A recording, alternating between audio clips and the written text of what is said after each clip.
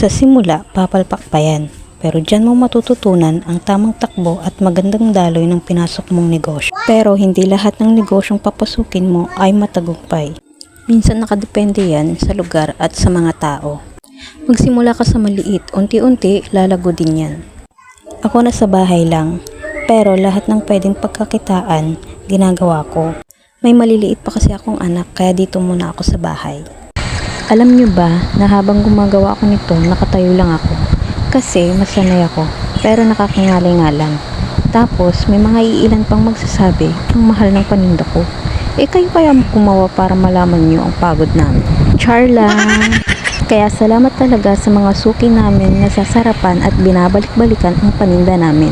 At syempre kay Lord, dahil di niya tayo pinapabayaan sa ating patas na laban.